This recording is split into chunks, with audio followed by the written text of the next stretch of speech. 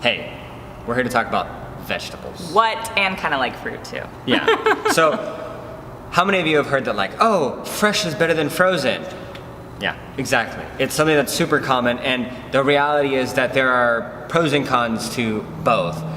Fresh fruit, obviously, for the most part, tastes better. Same with vegetables, right? You get them, and you're like, oh, these are amazing. They taste really good. They're easy to cook. You can have them raw. They're super nice. But the downside is they potentially spoil really fast. Or it's like, hey, look, the shelf life is really small. But the reality is that also the fresh vegetables don't have the nutrients that frozen vegetables have. Most of the time, because fresh vegetables, the ones that you get at the store that aren't packaged in anything, they're picked before peak ripeness, and they actually ripen off the vine because they're going to spend so much time in transport, getting to the store, sitting on the shelf, waiting for you to pick them up, then you taking them home, putting them on the counter, whatever. If they were picked, like if you were to have a garden and you were to pick something at peak ripeness and bring it to the house, that's ideal. Or even like a farmer's market. Yeah, but the reality of what it takes to put stuff in the store, there's weeks before these plants actually hit the shelf for you to pick. So they are harvested before their ripeness, and they ripen off the vine, which means that they are reaching their peak with no nutrient supply.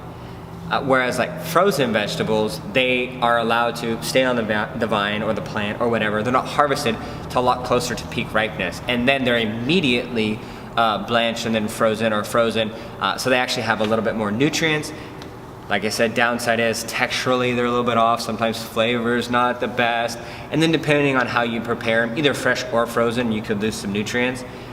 The reality with either one of these is picking what's most convenient for you, finding a really good balance. So like for us, we do both because we love fresh fruits and vegetables. But the reality is that like sometimes frozen stuff is easier to go to the store, buy a bunch of frozen things, and then we're good. Especially if we're gonna travel, where it's like, hey, look, when we come home, we want to make sure that we have enough food to prepare us for the week, and we don't have to worry about the fresh stuff like spoiling while we're gone. And so finding the appropriate balance for like what works best for your life is always going to be what sets you up for the best success. It's not about like, oh, this, everyone says this is preferred, this is that, this is whatever. The thing that honestly is the best is what you will do and enjoy.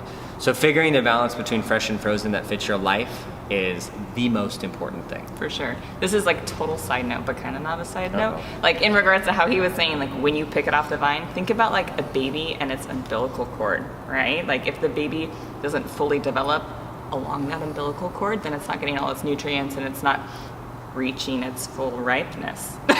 So like early babies delivered. So like same thing like with your fruit and veggies.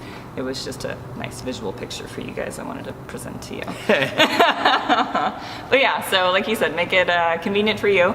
And then, if you do find that you're having to do a lot of or you prefer a lot of fresh, that is where supplementation of those critical micronutrients comes into play, because we all like what we're going to freaking eat, right? Like I like fresh fruit, I like fresh vegetables, but I don't always get my vitamins from it.